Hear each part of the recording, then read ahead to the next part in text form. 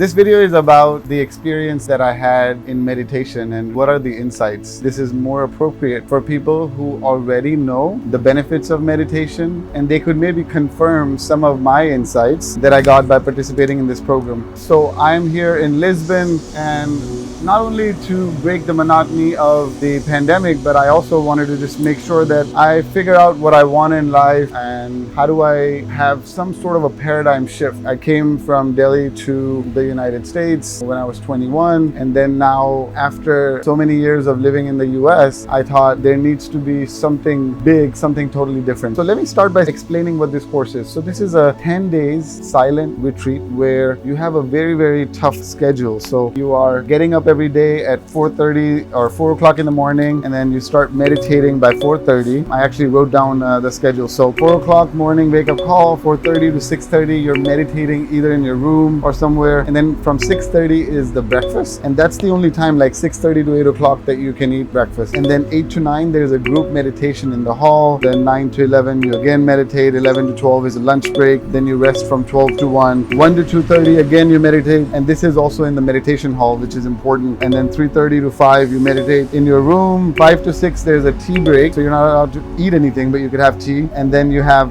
6 to 7 again group meditation. And then at 7 o'clock there's like a discourse. They make sure that they tell you that this is not for your intellectual curiosity. This is actually needed not just to continue to motivate people leaving everything behind and continuing to stay with the course, but also to explain the concept, getting to that liberation. Of course, I still get super upset with things, still get a lot of negative thoughts, just like everybody else. But I do feel more calm, composed, and I've started questioning things that I would just go for without thinking. I just question those. Do I really want that? I applied for this one in Copenhagen.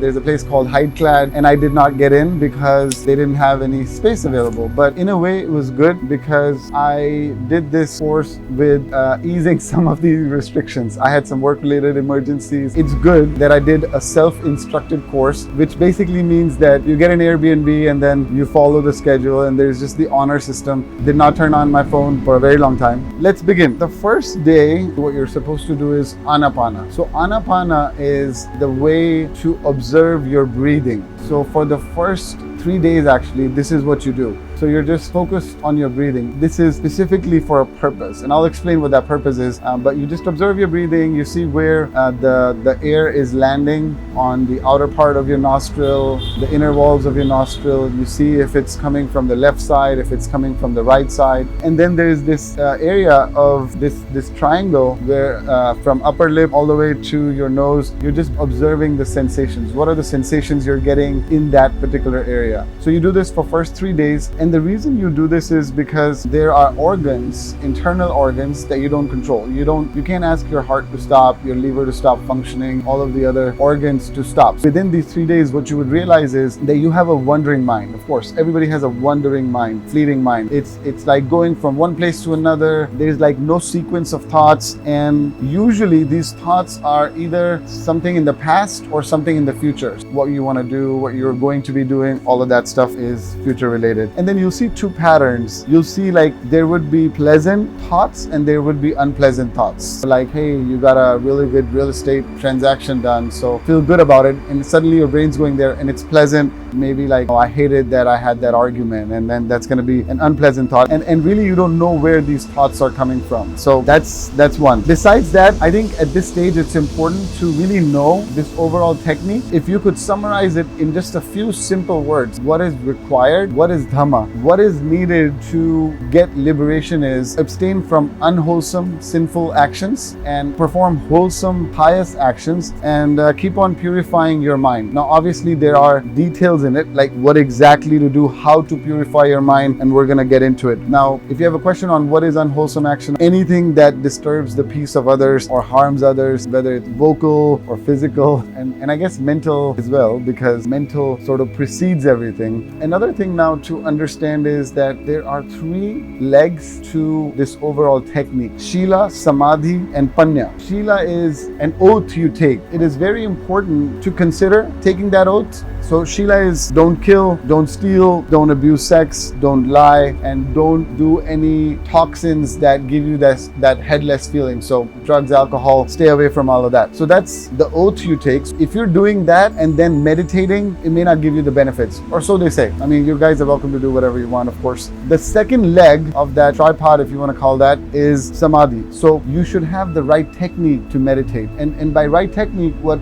I mean is you cannot add anything. So don't chant any specific god, goddess. Don't make it related to any sect. It has to be just pure. That's very important. And in the Samadhi, you have to have your back upright and then your neck upright. Like, you can't be lying down. I know you could do it as well and might even get benefit. And then the third leg is Panya, and that's wisdom. So really, you take an oath, you do meditation, and then you get wisdom. So that's all there is, these three things. Now, wisdom has 3 stages. So, and those are Sutta Panya, Chinta Panya, and Bhavana Panya. And Sutta Panya is wisdom that you just hear from somebody. So yeah, you know what? I've heard meditation changes the brain structure and has a lot of these benefits. Secondly, the Chinta Panya is wisdom that you actually intellectualize, meaning not only did you hear from somebody, but you thought about it and you applied your brain and logic and all of your experience, and you're like, you know what? This makes sense. And that's good too. So that's another type of wisdom. But the ultimate wisdom is wisdom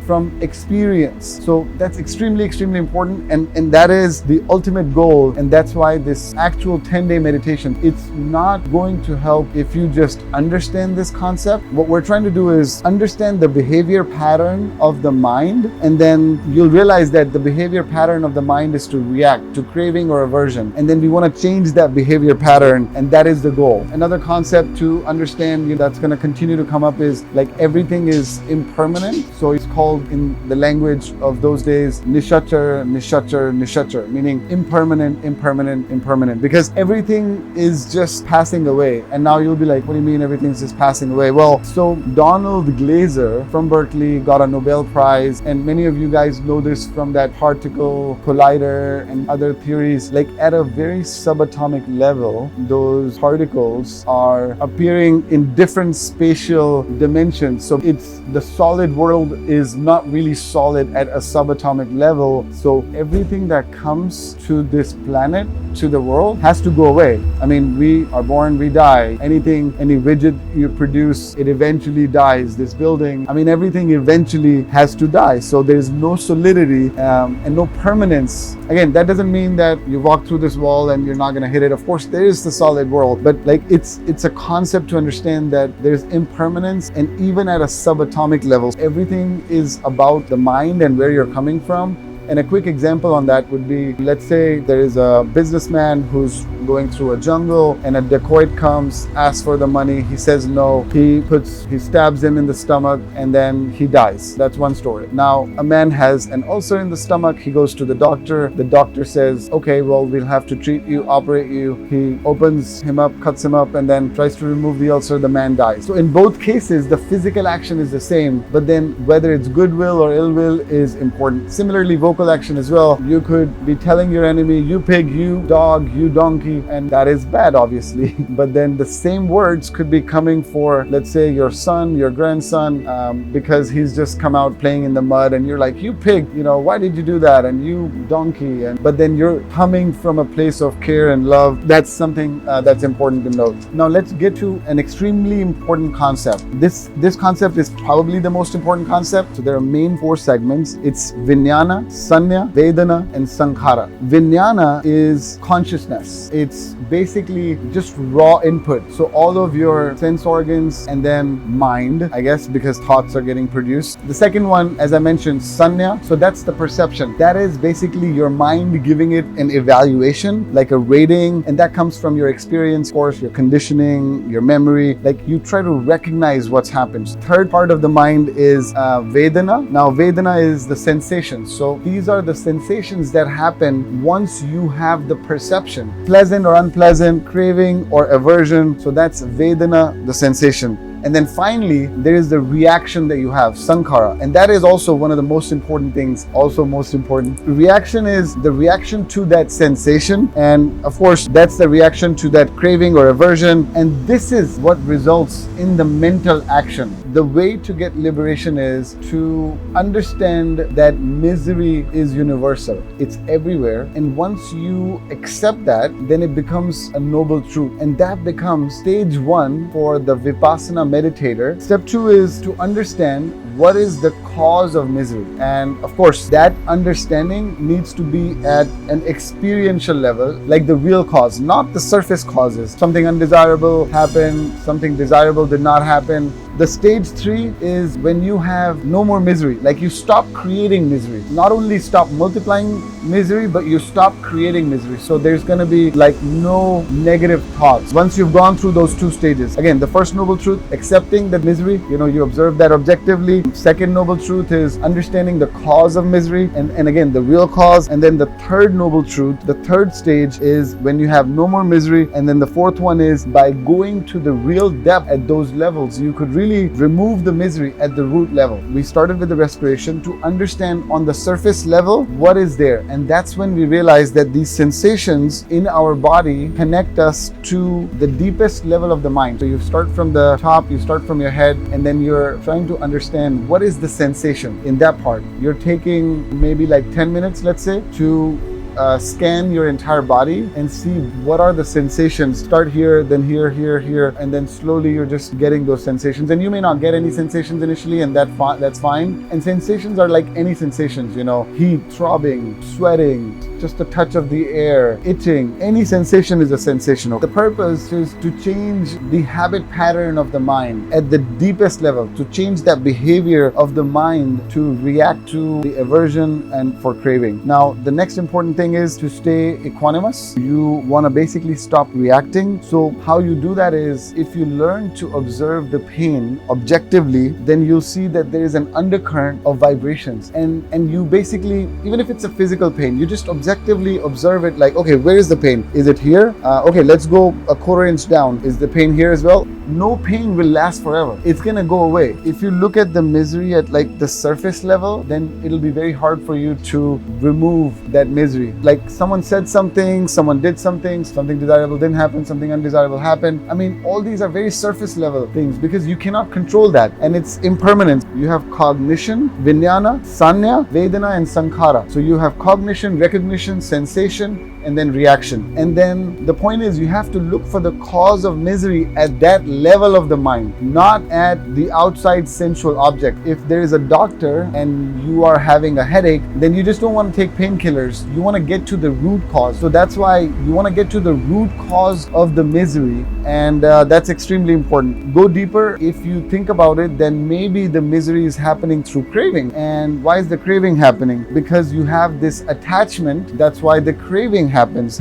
Buddha says as well through his insights that everything is dukkha. So the next concept is panch upadhan khand dukkha. Clinging or attachment, that could be the cause. We're examining what's the real cause of misery. It could be material. So there are 5 aggregates. It could be material or it could be mental. So the mental one, I told you those 4: cognition, recognition, sensation, and reaction. And then the material one is like the artkalapa, which is the subatomic particles. It could be some sort of a misery in your body, and it could be pain, it could be disease, and yes, that is misery, but you could stop multiplying it by objectively just observing it, because nothing is going to last forever. The pain's going to go away, and if the pain is happening, what could you do? Now talk about the mental suffering or the mental aggregates, and most of the mental suffering also comes from these 4 areas. Generally it comes when something related to you, like if someone says something wrong or bad about you, it's the I, the feeling of I, that gives you that suffering. That's where it's created, because